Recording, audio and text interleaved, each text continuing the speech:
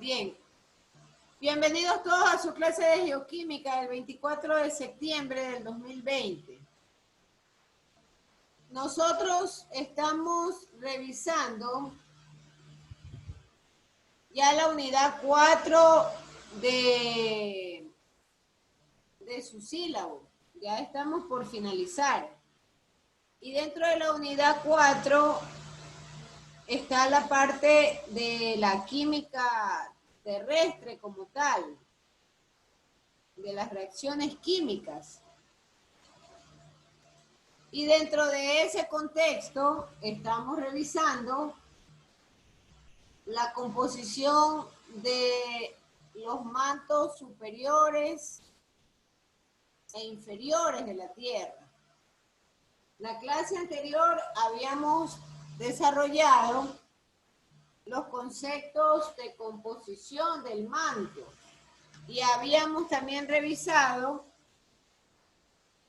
todas las discontinuidades, ¿no? Las discontinuidades que son como especies de límites o de fronteras que nos llevarían un poco, o sea, no son, estas discontinuidades no existen físicamente, por cierto. Ya sabemos que solamente son marcas de frontera para ayudarnos un poco a separar dentro de las composiciones qué hay en la corteza, qué hay en el manto y qué hay en el núcleo. Entonces, en esa línea estábamos avanzando, habíamos visto las características físicas del manto, como por ejemplo la temperatura, la viscosidad. Algo habíamos hablado también de la densidad del manto y de las relaciones hierro-magnesio. Hasta ahí nos habíamos quedado nosotros con lo del manto. Ahora vamos a ver las subdivisiones del manto. Entonces hay una diapositiva que las encontré muy interesantes. Y ya las estoy poniendo en su pantalla.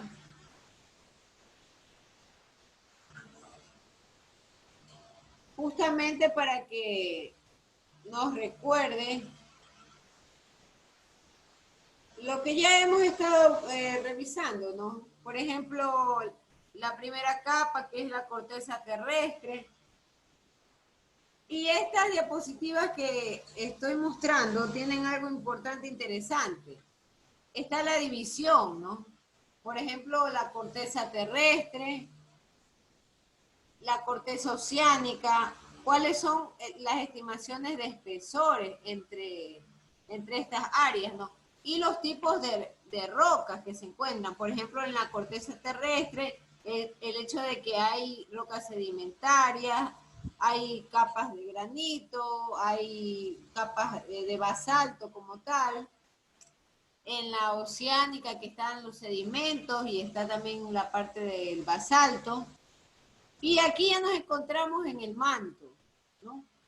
Entonces, como para repasar los conceptos anteriores, el manto tiene un espesor aproximado, todos son estimaciones, ¿no? De 2.850 kilómetros. Y su composición específicamente tiene que ver con la peridotita, las rocas ricas en hierro y las rocas en magnesio. Entonces, este manto a su vez tiene dos partes, ¿no? En la parte derecha, ustedes encuentran un corte transversal tipo pedazo de pizza, ¿no? En donde ustedes tienen el núcleo,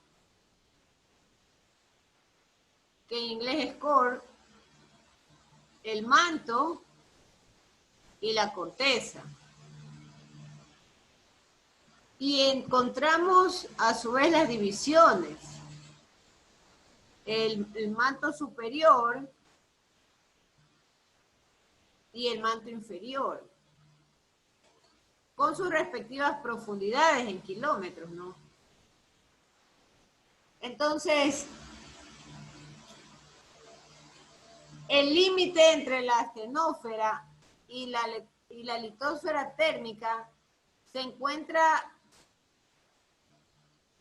regulado por la temperatura aproximadamente de 1280 grados centígrados. Con respecto a estos elementos de olivinos, granates y pirolitas, sobre eso vamos a hablar el día de hoy. Entonces, el manto superior, dijimos la clase anterior que se iniciaba de la discontinuidad de Morovicic a los 665 kilómetros de profundidad y se encuentra hacia el final midiendo 630 kilómetros, a los 630 kilómetros. Por otro lado, el manto inferior, en cambio, va desde los 3.548 kilómetros de profundidad hasta el final y mide 2.883 kilómetros. ¿Qué más sucede a partir de la discontinuidad de Morovicic? Hay una profundidad media de 6 kilómetros debajo de la corteza oceánica. Y esta profundidad a veces suele alcanzar hasta los 400 kilómetros, justamente hasta llegar a las zonas de subducción. Una característica del manto superior, y eso ya lo voy a anotar acá en la pizarra, son las velocidades de las ondas. Ya ustedes tienen que haber completado su tarea en la cual investigaban sobre los mecanismos de estudio de ondas. Y estos mecanismos de estudios de ondas son los que me han permitido justamente definir las discontinuidades. En particular hablamos de las de Morovicic, ¿no? Entonces la velocidad de la onda, estamos hablando del manto superior.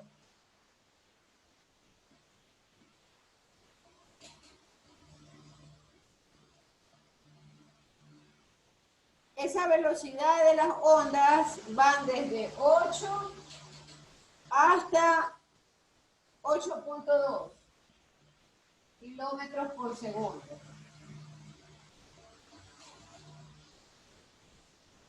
Y son mucho mayores que las registradas en la corteza superior, por cierto. Entonces, en la corteza superior, estas ondas están aproximadamente entre los 6 o 7 kilómetros por segundo, mientras que en el manto superior están de 8 a 8.2. ¿Qué más se ha demostrado? Que las zonas de subducción están entre los 50 y los 200 kilómetros. Aquí está la zona de subducción del manto. Estamos hablando de las características del manto superior. Y hay una disminución bastante visible con respecto a las ondas tipo P. Así como también hay una, le llaman los autores, la atenuación de las ondas tipo S, que son las transversales. Entonces, en pocas palabras, este manto superior se le ha conocido como una zona en la cual existe una baja velocidad de onda. Zona de baja velocidad.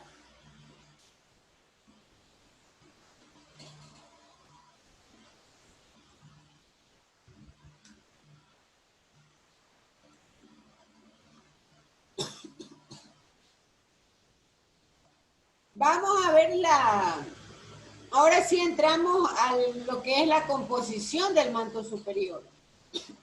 Entonces, la Ingeniera, buenas composición, noches, disculpe. buenas noches, la composición del manto superior,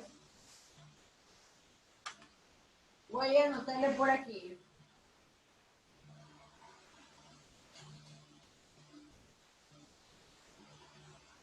La composición tiene que ver con el 80% del olivino, pero es el olivino magnésico. Del piroxeno, del piroxeno,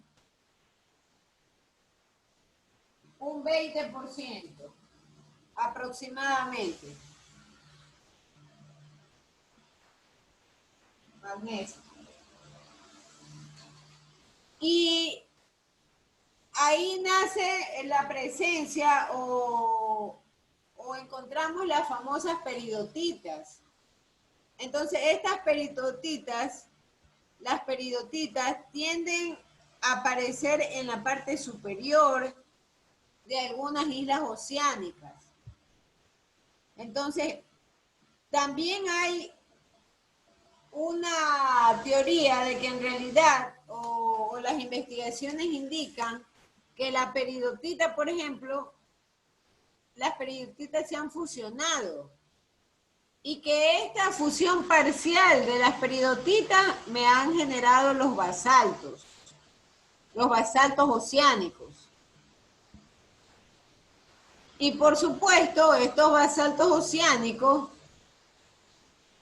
se han sometido a las condiciones de presión y de temperaturas existentes en el manto superior. Sin embargo, las ondas siguen conservando bajas velocidades. ¿Qué más ocurre en el manto superior? En el manto superior tenemos también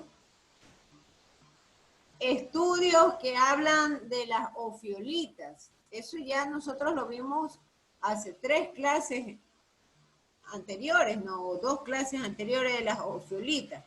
Entonces, se habla de que, por ejemplo, la formación de la corteza oceánica está constituida por aproximadamente unos 5 kilómetros de espesor medio y que, por supuesto, se han formado con las ofiolitas. Hay todo un conjunto o toda una clasificación de las peridotitas, eso ya lo vamos a ver, ¿no? Nosotros tenemos también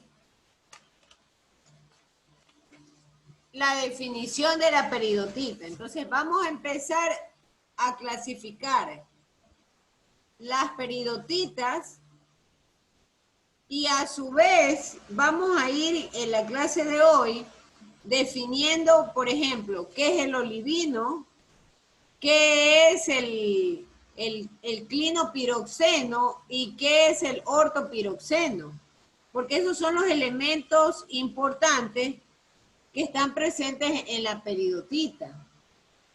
Y la peridotita es una roca ígnea plutónica justamente característica del manto superior. De ahí que, por ejemplo, ustedes ven estas láminas o se habla del olivino. Se habla del olivino. Se habla también de la presencia de, veamos por aquí, tiene que estar lo de las rocas.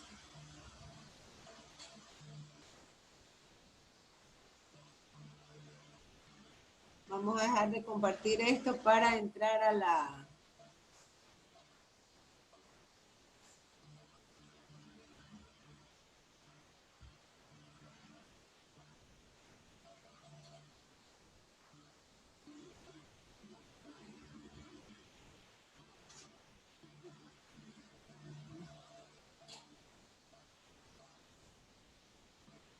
Manto y corteza.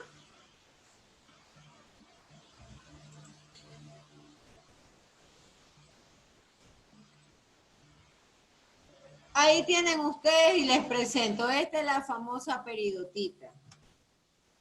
Entonces la peridotita, como le mencionaba, es una roca ígnea plutónica. Y es justamente uno de los elementos más importantes en el manto superior. Pero las peridotitas son también un conjunto de rocas muy básicas. Y la peridotita se encuentra compuesta del olivino y del piroxeno, que es lo que...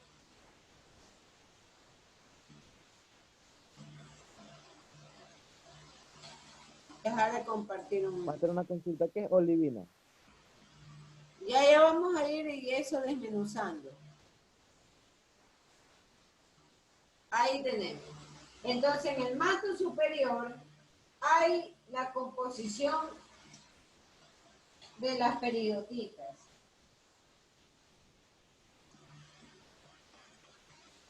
Y el 80% está compuesto de olivino y el 20% de piroxeno. Pero el piroxeno, a su vez, tiene dos clasificaciones, que son los clinos y los ortos. Esta generalidad es muy importante identificarla, porque a partir de esta generalidad es que vamos nosotros a ir desarrollando la clase de hoy. Porque vamos a definir, por ejemplo, qué es el olivino y qué es el piroxeno como tal, y sus fórmulas, ¿no? Entonces, yo les presentaba a ustedes la pantalla en la cual ahí tenemos la imagen de la peridotita. Entonces, la peridotita es, como les decía, una roca ígnea, plutónica. Y ella está formada por el olivino, acompañada de piroxeno, y hay otro elemento más que le llaman el anfíboles. Entonces, ella tiene la característica de ser una roca oscura. Y la mayor parte del manto terrestre está conformada por la peridotita. Esa peridotita usualmente los mineros la buscan muchísimo. ¿Por qué razón? Porque ella es una fuente importante del cromo. Y además la peridotita tiene la característica de que puede absorber el dióxido de carbono. La están empleando ahora justamente por el tema del cambio climático. Entonces, hay autores que han definido los tipos de peridotitas.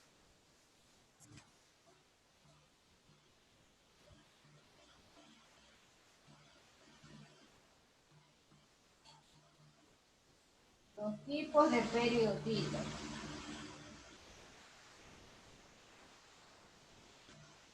Entonces tengo la piroxenita,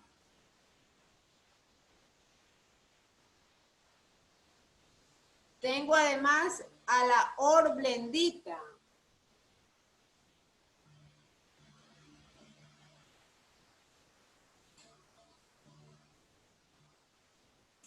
tengo a la dunita,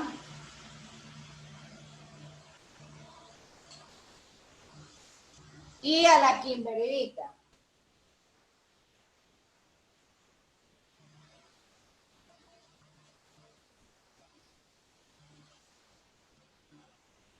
Voy a dejar de compartir un momento esta pantalla porque me interesa mucho que vean la pizarra.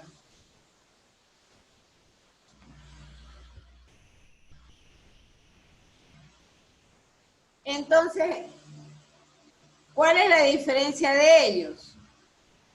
Por ejemplo, esta piroxenita, tal como dice su nombre, ¿no? Esa está compuesta por piroxeno.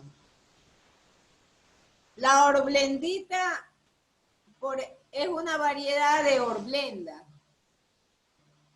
La dunita, en cambio, está compuesta por más del 90% del olivino. Vamos a hacer más pequeño esto. La dunita tiene más del 90% de olivino. Y tiene cloropiroxeno y ortopiroxeno en un 10% aproximadamente de cloro y ortopiroxeno.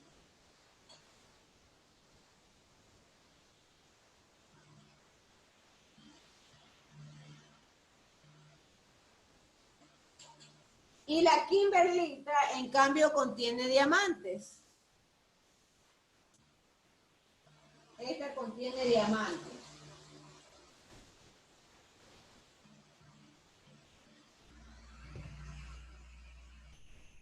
Los tipos de peridotita. El 43% de la peridotita aproximadamente tiene que ver con el sílice. Y tal como estamos viendo, está compuesta por el olivino, está compuesta por el clinopiroxeno y están compuestas por el ortopiroxeno.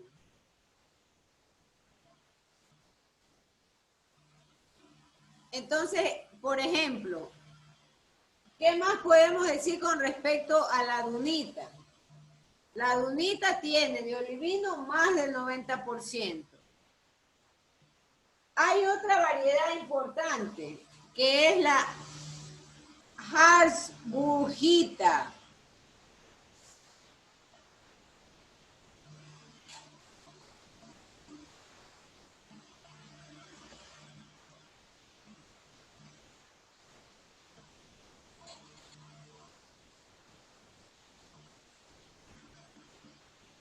Estoy en los tipos de peridotita. Entonces, la Habsburgita tiene de olivino entre 40 hasta el 90%. Del 40 al 90%. ¿De qué? De olivino.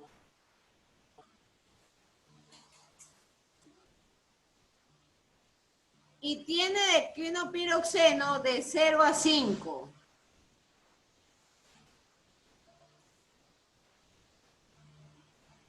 Clinopiroxeno.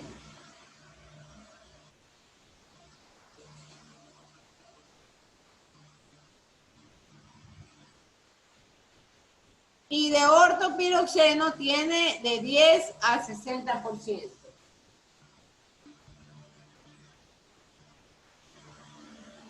Y de ortopiroxeno. Otra variedad de peridotita también es la huerlita.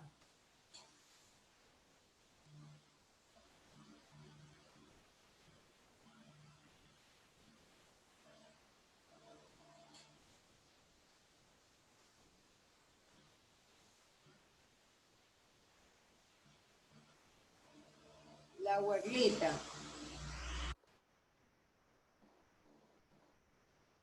Nuevamente, ¿cuál es la variación?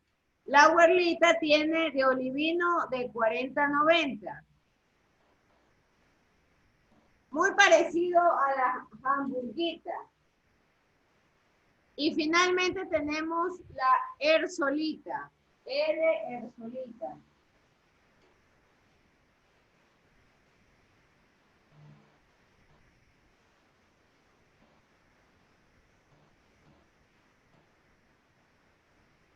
¿Cuál es la diferencia? La hamburguita con la erlita son muy parecidos en los porcentajes de componentes de olivino, de clinopiroxeno y de ortopiroxeno.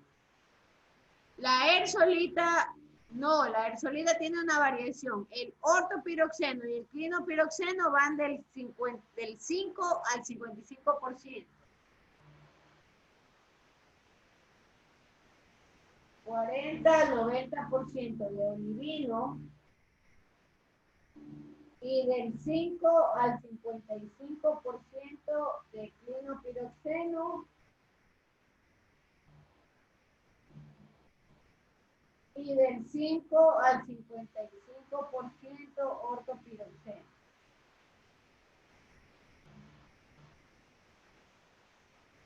Noten ustedes que son rangos de composiciones. No estoy yo dando un rango fijo de, por ejemplo, el olivino, tal como hicimos con la dunita. Con la dunita nosotros decíamos que la dunita tiene el 90% de olivino y 10% de cloro y ortopiroxeno. Yo eso tengo en la dunita. Las peridotitas tipo arbuguita, huerlita y ersolita es diferente. Es diferente. Entonces, ahora sí, vamos a definir, pues, ¿no? ¿Qué es el olivino como tal?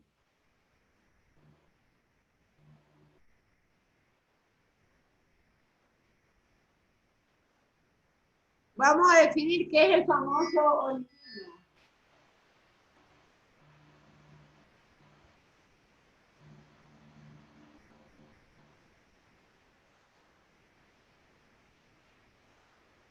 Y antes de eso les presentaré cuáles son las...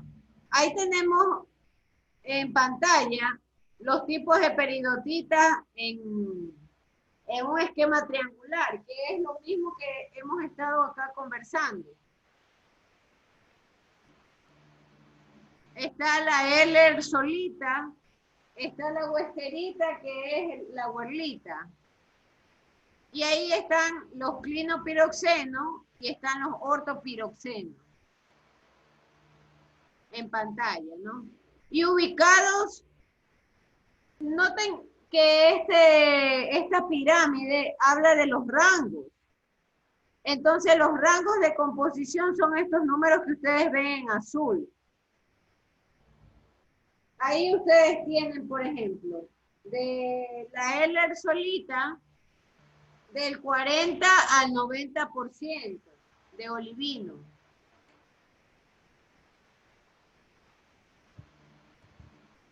Y tienen también el clinopiroxeno que va desde el 5 hasta el 55%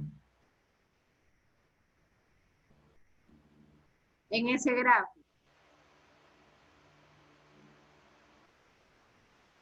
Ahí tenemos la coloración de la dunita.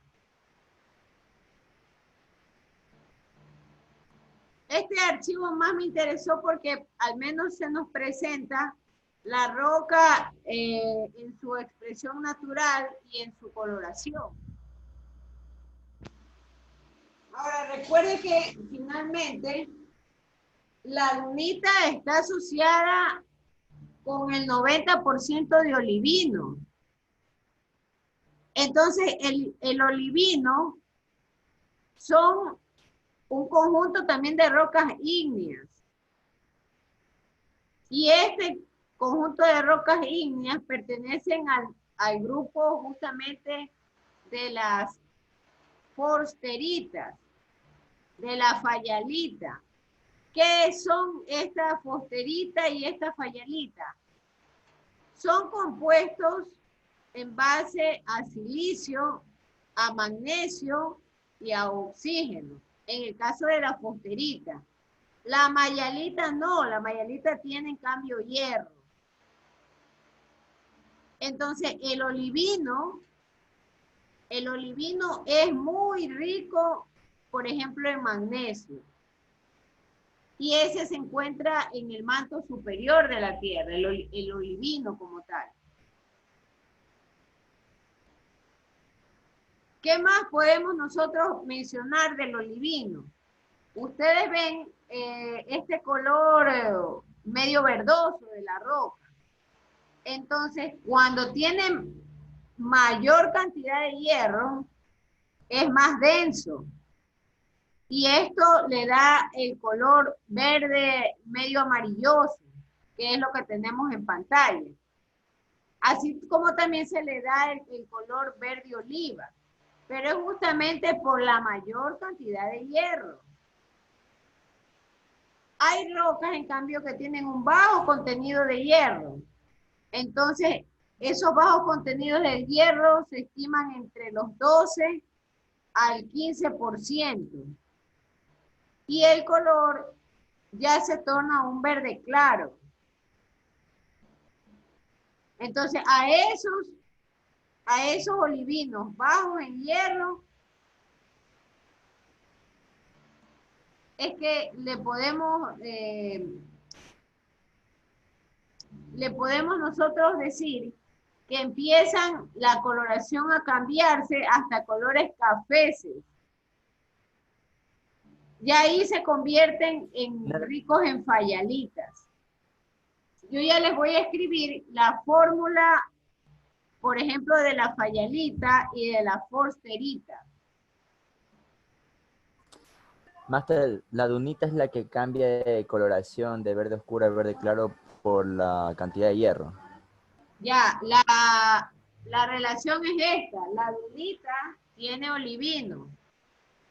Y entonces el olivino es el que le da ese color verdoso. Pero es un color verdoso en función de la concentración de hierro. En función de la concentración de hierro. Cuando hay menos hierro, entonces ya la roca ya se torna de un color café hacia negro.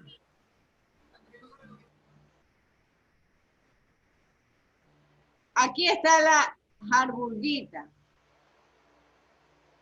Entonces ella, en cambio, está compuesta de ortopiroxeno, pero con pequeñas cantidades. Recuerde que la harburguita, en cambio, tiene de clinopiroxeno y de ortopiroxeno, tiene de 0 a 5%, y del orto tiene 10 a 60%.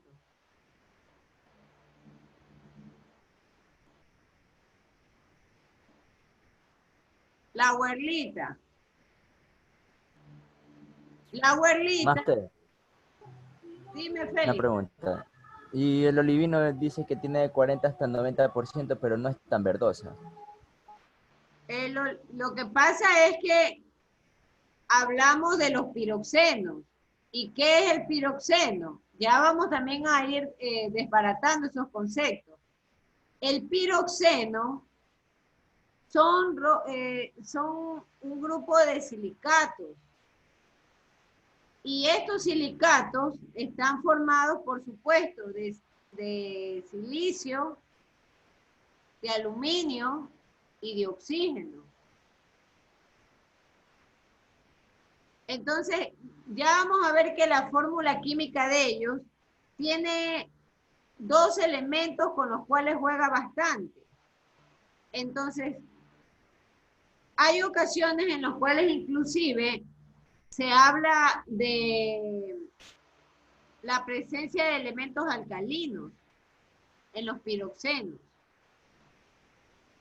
Y ahí justamente vienen cambios de coloración en estas rocas. Y acá está la ersolita, la L-ersolita.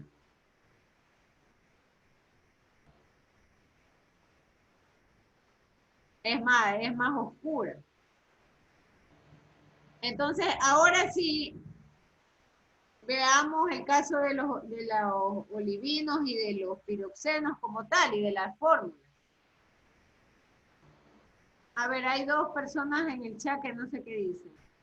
Ah, Verónica Díaz que se excusa que se va porque se le fue el internet. Bueno, ya eso no podemos evitarlo. Bien, voy a borrar yo la pizarra, ¿no? Del concepto básico.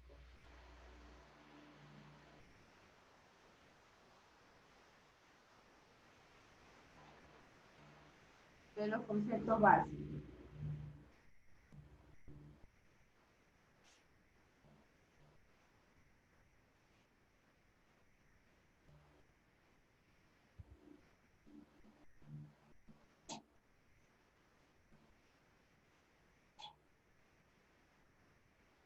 Entonces,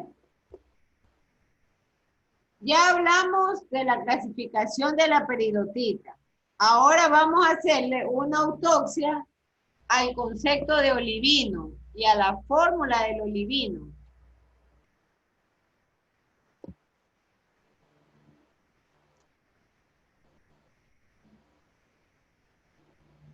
Entonces, este olivino no es otra cosa sino, y voy a colocar estos factores con los cuales juegan las composiciones.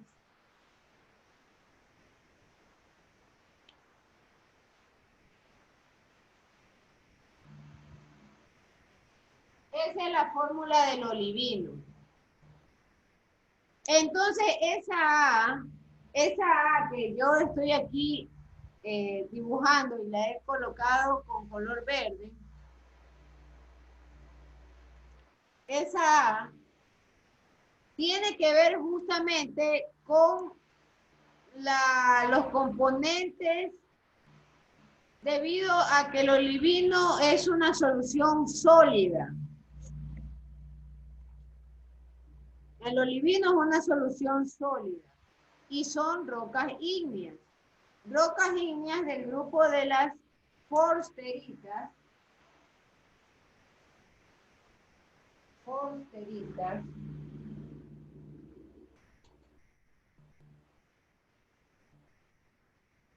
Y la forsterita es magnesio, silicio y oxígeno. Magnesio, silicio y oxígeno. Y la fayalita,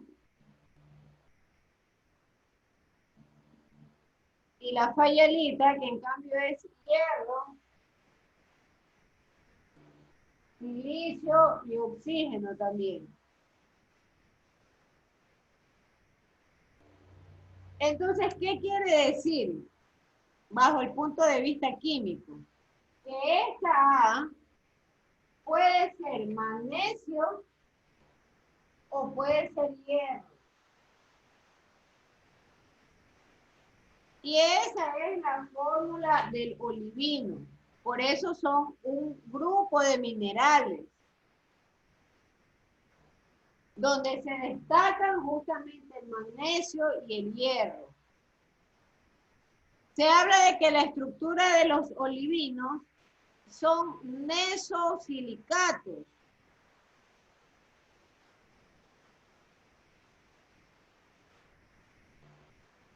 La estructura son mesosilicatos. ¿Qué significa ese mesosilicato? Ellos son también llamados los ortosilicatos y son divisiones de silicatos. Estas divisiones son de silicio y de oxígeno, que están unidos por enlaces covalentes. Entonces, ellos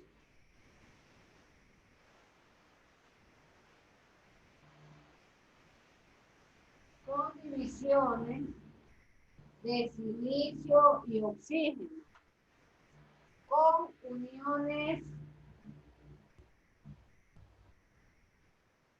covalentes.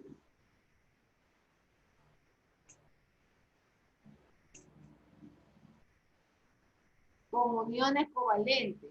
Y además tienen uniones iónicas.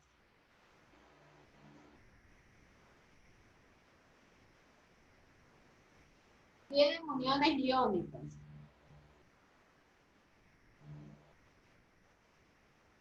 Entonces, estos mesosilicatos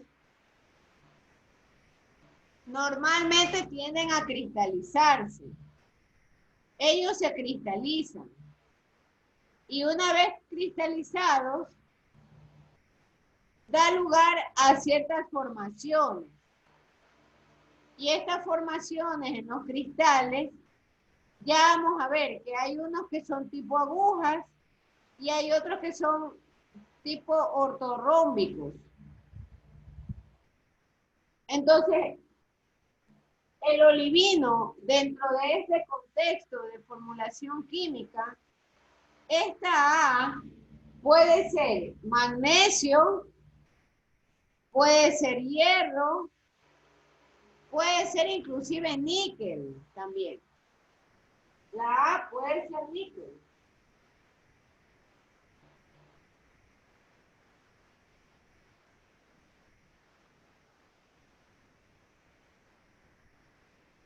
Puede ser magnesio, puede ser níquel, puede ser hierro y otros. Entonces, ahí viene la afirmación. Ahí viene la afirmación de que a mayor concentración de hierro, es más densa esa roca. Y por lo tanto, como es más denso, el olivino toma una apariencia de color verde amarilloso, amarillento. Puede también tomar la apariencia de un color café o un color verde oliva, que eso es lo que veíamos nosotros en las figuras, ¿no? de las rocas como tal, con sus colores. Y a más bajo contenido de hierro, entonces yo tengo un color verde claro. Esa es la característica del olivino. Preguntas hasta ahí, por favor. Vea, Usted dijo que a mayor hierro el color verdoso es más claro. A ver, Félix, habla más alto, por favor. Usted dijo que a mayor cantidad de hierro el color verdoso era más claro, o escuché mal. Ya, a mayor cantidad de hierro, la roca es más densa. El olivino es más denso. Y por lo tanto es más oscuro. Y el color, ¿verdad? es verde, un verde amarillento, café, verde oliva.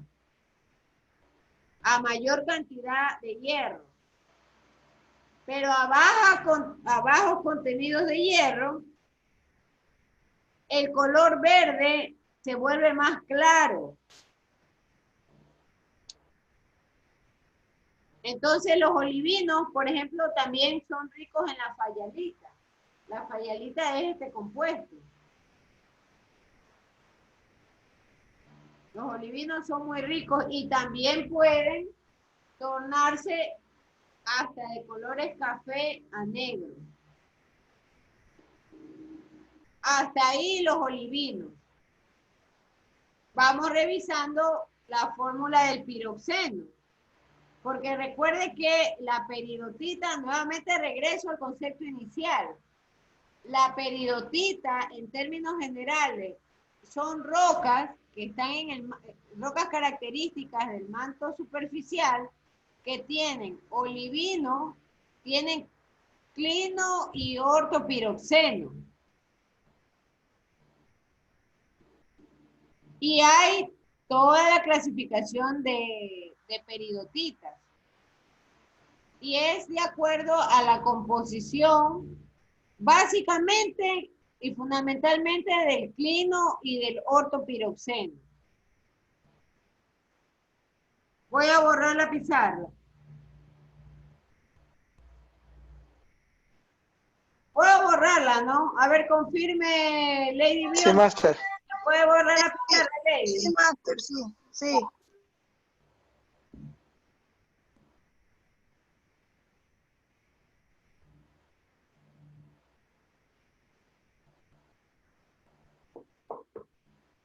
¿Qué pasa con los piroxenos?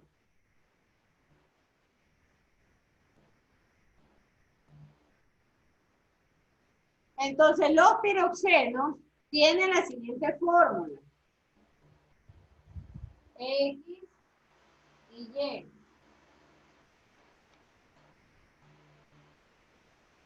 Silicio, aluminio y oxígeno. Mire que pongo una coma, silicio o aluminio. Puede ir en esta parte de la formulación. La X no, y la Y tampoco. Ya vamos a escribir o aclarar las especificaciones de qué cosas pueden ser X y qué cosas pueden ser Y en esa formulación. Lo importante que también hay que mencionar es el origen de esta palabra, piroxeno. Entonces, nace de la composición de la palabra piro, que piro significa fuego. Y seno, en cambio, este xeno significa extraños. Así fue como las denominaron a estas rocas. Pero son básicamente rocas ígneas y además son rocas metamórficas. Entonces, X, ¿qué puede ser?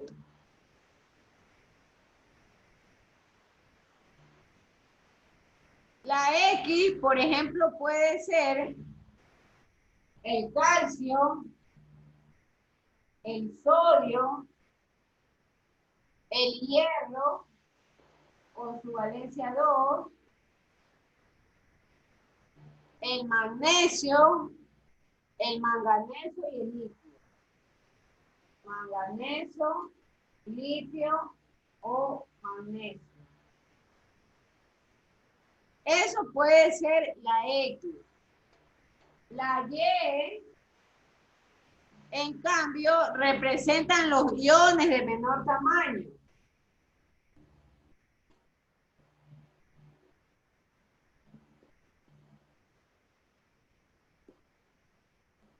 La Y pueden ser los iones de menor tamaño, como por ejemplo el cromo, como por ejemplo el aluminio,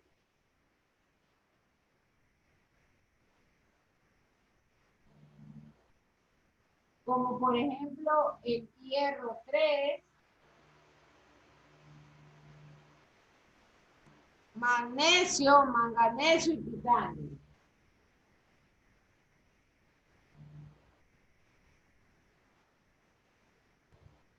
También puede ser el hierro 2. Es posible que sea el hierro 2. Estos elementos pueden ocupar los sitios en la formulación donde yo he colocado las letras con color verde. Entonces, ¿qué es lo que sucede con los piroxenos? Entre los piroxenos existe la propiedad de miscibilidad. Son miscibles.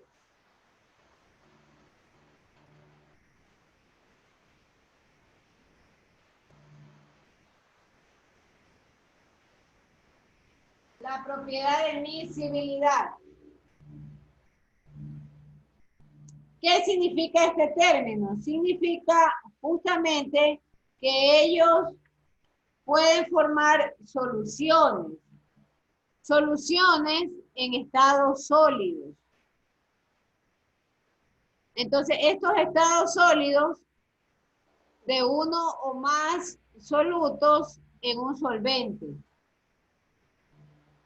Eso significa la palabra miscibilidad. Ahí no entendí, Master, me habló en chino ahí. Ya, ¿qué es lo que ocurre? Que normalmente el soluto se va incorporando dentro de estructuras cristalinas. Entonces, como se incorpora el soluto en esas estructuras cristalinas, existe un proceso como de sustitución. Y eso se reemplaza por cada átomo del disolvente.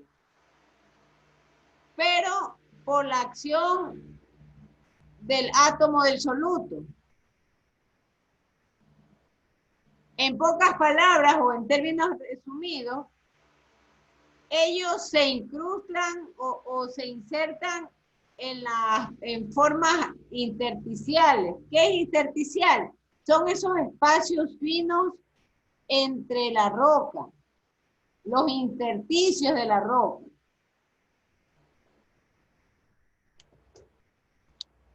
Estos forman, dijimos, cristales.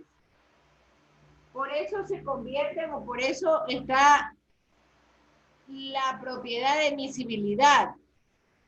Entonces la roca en realidad no es un cuerpo. Voy a dibujar un pedazo de esta roca. Esto no es impermeable. Esto, si usted lo analiza microscópicamente, va a ver que aquí hay unos como especies de huecos, de ranuras. Pero sin embargo sigue siendo un solo cuerpo de la roca. Entonces es ahí en donde se inserta o donde se cumple esta propiedad de miscibilidad, de que se convierte en una solución en estado sólido. No es una solución como nosotros estamos acostumbrados a ver en estado líquido. Esta es una solución en estado sólido, de uno o más solutos, en un disolvente. Entonces, se puede dar, a eso se refiere esta propiedad de miscibilidad. O sea, el solvente vendría a ser la roca, máster, y el soluto, los demás elementos. Los demás elementos, perdón, sí. Los demás elementos. Por eso le menciona que el soluto se incorpora dentro de la estructura cristalina. El soluto se incorpora, es al revés, doña Tere. El soluto se incorpora dentro de la estructura cristalina.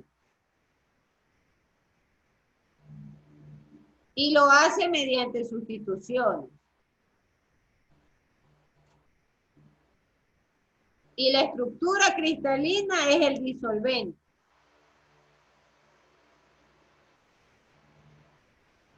Entonces, Máster, una preguntita. Dime, Eso se da por la temperatura, porque estamos hablando del interior de la Tierra, ¿no? claro, estamos hablando, sí, son dos, yo diría algunas variables, como por ejemplo, presión y temperatura. Voy a anotar aquí lo que entra aquí en estas ranuras. Esto de aquí es el soluto. Y la roca es el disolvente.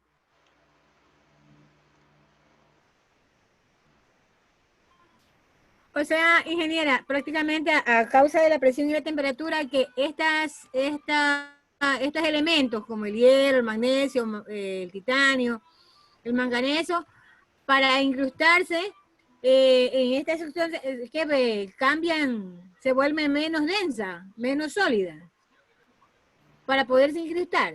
No, ¿Por qué? recuerda que esto son fusiones, así lo denominan, son fusiones.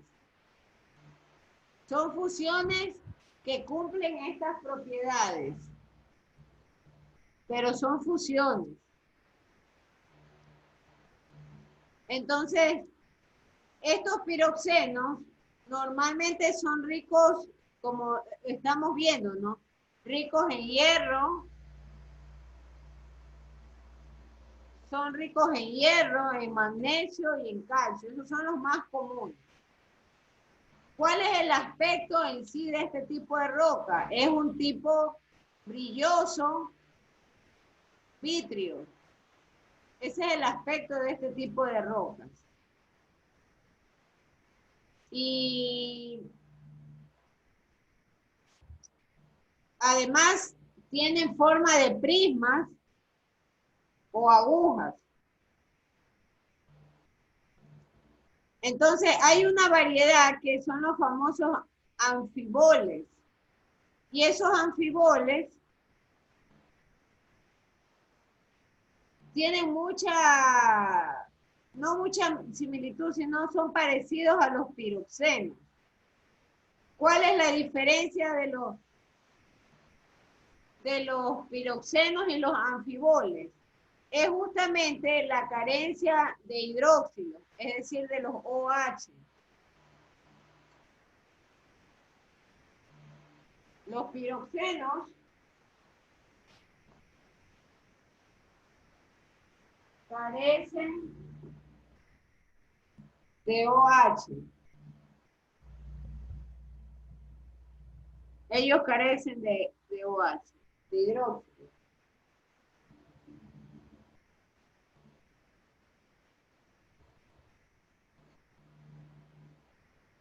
Eso es lo que lo hace diferente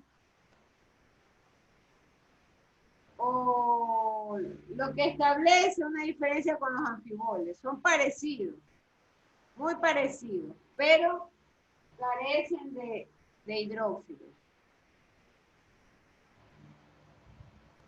¿Qué más ocurre con respecto al tema de los olivinos también, ¿no? Porque hasta ahí llegan esos piroxenos, que normalmente esos anfiboles son elementos alcalinos. ¿Y cuáles son estos elementos alcalinos? El litio, el sodio, el potasio, el rubidio, el cesio y el francio.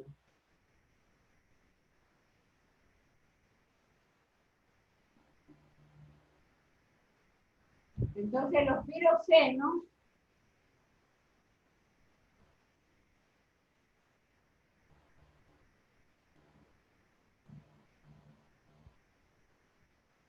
carecen de elementos alcalinos. ¿Cuáles son los elementos alcalinos? Litio, sodio, cesio, francio, rubidio, potasio. Creo que ahí están todos. Sodio, litio, cesio, francio.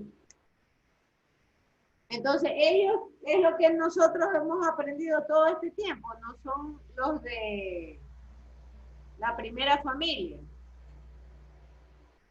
esos elementos alcalinos. Pero los piroxenos carecen de esto. Y hay otro detalle muy importante.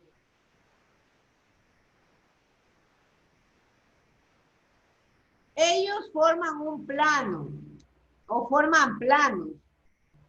Como son normalmente cristales, ellos tienden o forman algo que se llama el plano de exfoliación. Cuidado, alguien cree que es la exfoliación como la que nosotros nos hacemos en la piel, la limpieza. Ellos tienen inclinaciones o planos, estos cristales. Entonces, ¿cuál es la función de este plano? Este plano es para dividir las estructuras cristalográficas. Para eso se usan estos planos.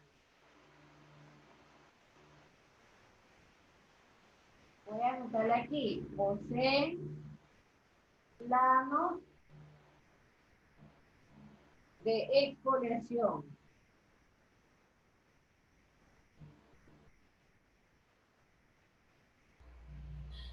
Todavía estamos hablando de los piroxenos, ingeniera, ¿verdad? Que cumplen estas funciones. Perdón, doña Teresita, dígame. Todavía estamos hablando de los piroxenos que cumplen esta función. Todos estamos hablando de piroxeno. Así es, seguimos hablando de piroxeno. De eso estamos hablando. Entonces,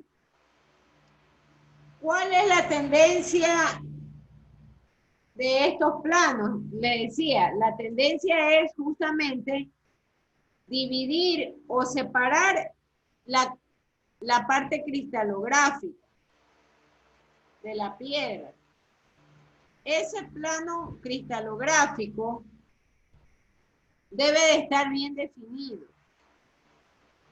Entonces, estos planos hacen relación también a digamos que a la debilidad relativa de la presencia de los átomos y de los iones en el cristal.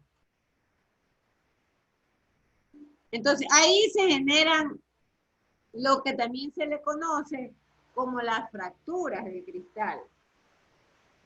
Pero es debido justamente a estos planos, a este plano de exfoliación.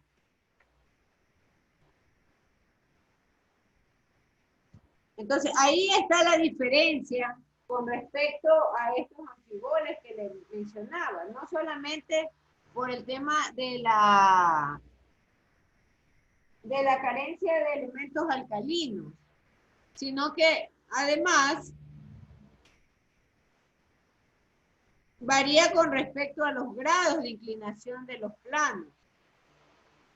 Entonces los anfiboles, por ejemplo, tienen una inclinación de 56 grados y 124 grados, los anfiboles.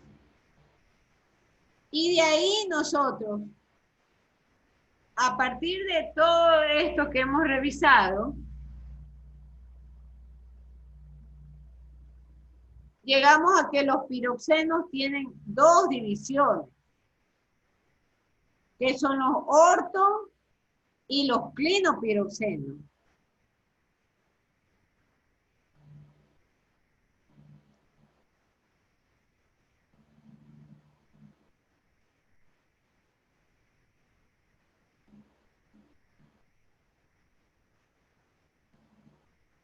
No quiero ponerlos ahí porque luego se van a confundir. Vamos a ponerlos más acá abajo.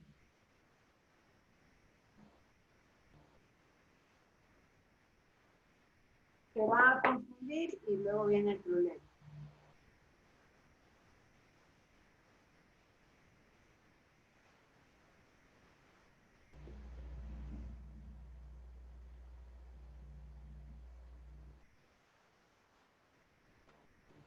Vamos a escribirlo por acá. Entonces, estos cristales, según la simetría,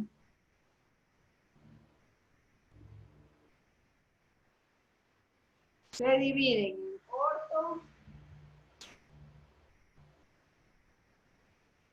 y en clinopiroxeno.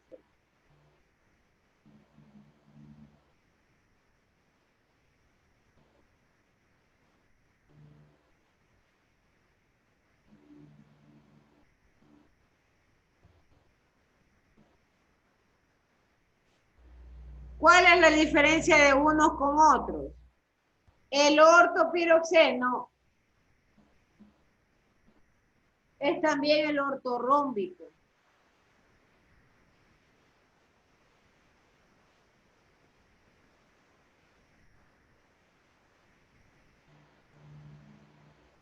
Y el clinopiroxeno son los monoclínicos.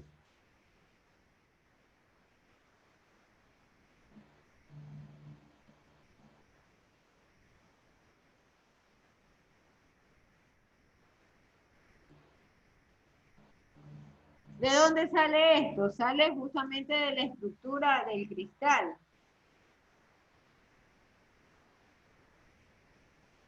Y por supuesto habla de la estructura cristalográfica que representa el piroxeno. Entonces, nuevamente, regresamos al origen.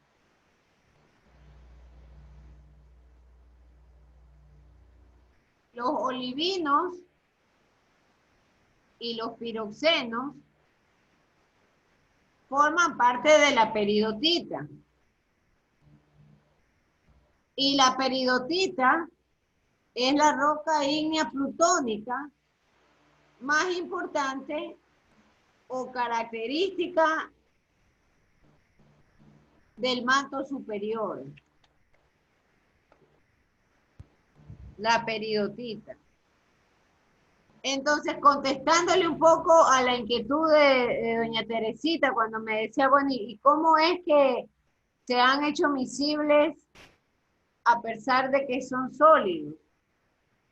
Hay experiencias de fusión de peridotitas. Entonces, la fusión parcial de estas peridotitas me ha originado basaltos oceánicos. Y contestando a lo que decía Félix, ¿cuáles son las variables importantes que han provocado esta fusión de peridotitas? Pues se debe a la presión y a la temperatura en el manto superior. Licenciada, máster, disculpe, también considero yo que los enlaces, pues los tipos de enlaces, iónicos y covalentes. Es que ¿Eso recuerda que sería una variable o no? no, más la variable está direccionada a la presión y a la temperatura. Y Ahí está lo que yo le decía, ingeniera, de que por ejemplo si hay presión y temperatura, o sea, y se fusiona, es decir, uno de los elementos se derrite, en este caso para poder fusionar. pero Esa era mi inquietud. yo no quiero definirlos como que eso le llaman licuefacción. No quiero yo decir que se hacen Semisólidos. líquidos. Ellos Semisólidos sería. siguen estando como sólidos. Es una fusión de sólidos. Vamos a definirlo así nomás. Ahora, ¿en qué o por qué ocurren estas fusiones también? Porque el manto superior tiene bajas velocidades. Esa es otra situación importante. Tiene bajas velocidades. Y entonces cuando hablamos de velocidades, estamos hablando de las ondas, pues. Y habla es de la velocidad sísmica. De la velocidad sísmica de los materiales. A eso es que nos referimos con las velocidades. Entonces hay un dato muy importante, ¿no? Que, por ejemplo, menciona que las peridotitas del tipo granater solitas, esa es otra variación. Entonces, a ellas se las caracteriza porque tienen el 60% del olivino. Tienen el 30% del orto y el clinopiroxeno. Y tienen un 10% restante de granates y de plagioclasas. Entonces, la peridotita finalmente, o ese tipo de composición de peridotita tipo granate solita, representan justamente a las primeras épocas o a las primeras composiciones del manto primitivo, cuando la Tierra se formó. Y ese manto primitivo es el que ha sufrido esta fusión parcial. Y esta fusión parcial que nos habla justamente de la formación de los basaltos. La formación de los basaltos, ciertos restos por ahí que han quedado de olivino también, ¿no? Y la formación de los otros tipos ya lo hemos borrado, los otros tipos de olivino, que en este caso es de las arbujitas. Pero nuevamente todo apunta a las variaciones o a las condiciones de presión y de temperatura que existen en el manto superior. ¿Dónde estamos? Nuevamente regresaremos a la lámina, ¿no? Porque ahí nos perdemos.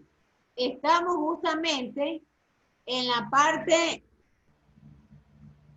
para mí es celeste.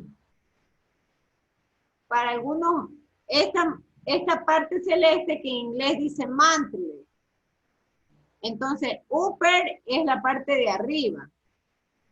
Es la franja esa pequeña que nosotros podemos ver en el gráfico. Y lower es la parte baja del manto o el manto inferior.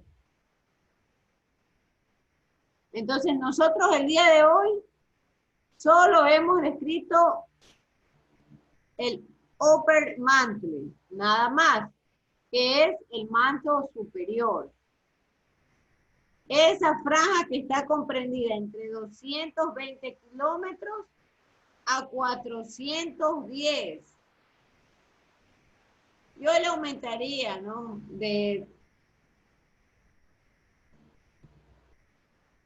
Hasta los 500. Miren que, bueno, aquí este espesor aparente es en total. Nosotros apenas hemos descrito la parte superior, nada más. Hasta los 600 kilómetros, ¿no? Ese es el manto superior. Y ahí es que se encuentran los elementos que nosotros hemos prácticamente hecho una autopsia química. El olivino y el piroxeno, con todas sus variantes y con todas sus propiedades y sus características.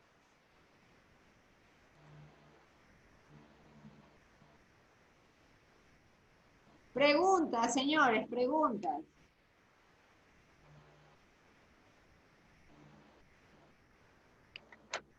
Terminaremos el manto superior hoy.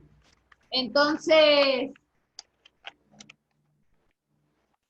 otra situación muy importante es que hay un conjunto o un complejo que se llaman las ersolitas plagioclasas. Esas también están presentes en el manto superior. Y este conjunto, en cambio, o este complejo, se encuentran presentes en las ofiolitas. Entonces, cuando a este grupo de ofiolitas, o el complejo plagioclasa ersolitas, yo le aumento la presión, entonces ya cambia de nombre. Y entonces al momento de aumentar la presión, ya ellos empiezan a formar basaltos alcalinos. ¿Y cuál es el nombre de ese nuevo complejo? Se llama espinela ersolita. O sea, pasa de plagioclasa a espinela. Y la diferencia es que como los he sometido a mayor presión, han cambiado y ahora ellos han formado los basaltos alcalinos. Entonces, en conclusión, cuando tenemos mayor presión, la composición de la mineralogía de estas rocas es más estable. Y cuando es más estable, el complejo se llama, en cambio, granate ersolita. cuando es el más estable. Y ese granáter solitas no son otras cosas, sino que dentro de la misma composición de las peridotitas, las kimberlitas. Era el primer cuadro sinóptico que yo les dibujé. Los diamantes. Los diamantes, correcto. Pero aparecen o se dan cuando hay más presión. Más presión. Entonces, son 3 etapas de los complejos. La plagioclasa, que pasa a ser espinela, para poder a su vez generar los basaltos alcalinos, y termina convirtiéndose o a mayor presión se hace granate, o también conocido como los kimberlitas. ¿Le escucho, Tercita? No, soy Marta. Lo que pasa es que quería decirle que me siento un poco mal. ¿Se podía retirarme de la clase? Ah, ya no se preocupe. A ver, vamos a correr la lista antes que la gente empiece a abandonar las conexiones. Vamos a correr la lista. Entonces la clase concluye con 31 participantes. ¿Quiénes son? Alina Vera, Génesis Becerra, Cintia Vera, Elías Ostaiza, Erika Bazán, Evelyn Gutiérrez, Félix López, Ismael Carpio, Jefferson Vera, Joana Jiménez, Josué Baque, Juan Alvarado, Lady Briones, Lady Piloso, María José Campoverde, Marta Alvarado, Miguel Carbo, Natalie Mesa, Nicolás Rendón, Pincay Ariel, Roxana Herrera, Ingrid Salazar, Sharon Morales, Nelson Suárez, Susan Liuba, Jennifer Tenetana, Teresa Montenegro, Steven Tinillo, Valeria Suárez y Verónica Díaz. Esas son las personas que concluyen la conexión de hoy. Por favor, prendan sus cámaras para tomar la foto del curso.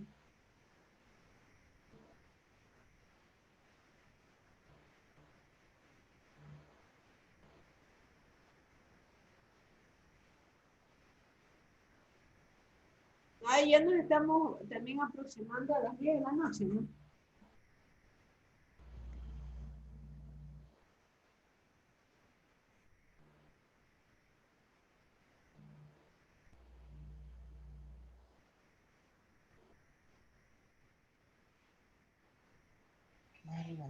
Máster, Sí, dígame, Joana. Máster, disculpe, es que lo que pasa es que tengo problemas con la cámara y por eso no la puedo encender. Está bien, tomo la imagen con los que están. Eso no, Ya, Máster, muchas yo gracias. ya pasé la lista.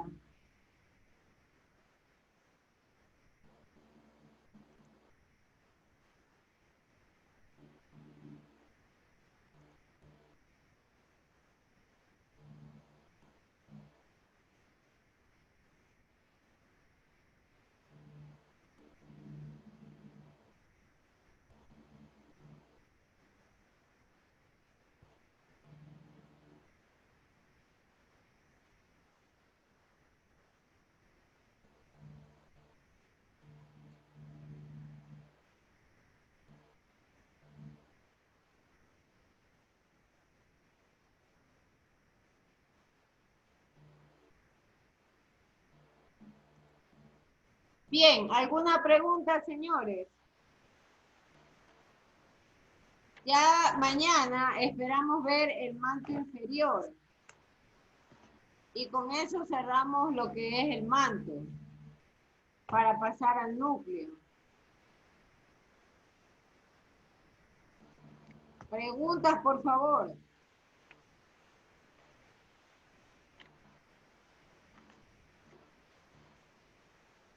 Preguntas. Si no hay preguntas, muchas gracias. Pueden irse desconectando. Ah, no se olviden, señores, que va a caer ceniza toda la semana. Entonces, no pueden andar con la piel descubierta. Salgan protegidos con gorras, sombreros y gafas. El material fino luego les va a generar irritación a las vías respiratorias, a los ojos, y luego van a creer que están enfermos de COVID. Entonces, tengan mucha precaución y tengan cerrados o mantengan cerradas puertas y ventanas. Yo pensé que al fin me Preferentemente, había dado. Ha sido ¿no? de eso. Yo tuve alergia a mí por eso. Ya, pero Gracias. Mañana. recuerden que aún cuando el movimiento mayor ya se haya generado de expulsión de la ceniza volcánica, eso no significa que, y ustedes, por eso vuelvo a insistir, ustedes están en otro nivel de conocimiento. Más bien ustedes deben de ayudar a la población e instruir a las personas que encuentren en el paso de su camino y les hagan ver que el movimiento no es un movimiento de un instante y punto, y ahí terminó. No, es un movimiento progresivo. Entonces, la expulsión de ceniza va gradualmente bajando. Y hasta que baja gradualmente, sigue expulsando, sigue cayendo en menores cantidades y la gente sigue enfermándose o generándose escozores en la piel. Entonces, ustedes ya empleen el conocimiento que han adquirido. Expliquen a las personas que se ha generado un movimiento debajo de la tierra que ha chocado o que genera este vacío, este movimiento de expulsión, y no es una cuestión instantánea. Así que instruyan al resto de las personas. Y ustedes mismos también sálvense, ¿no? Cuídense, protéjanse. Bien, muchas gracias con todos y nos vemos mañana, Dios mediante. Listo, Miss, se Listo, cuida. Master, cuídese. Cuídese, Master. Ingrid, contesta WhatsApp. Shalom.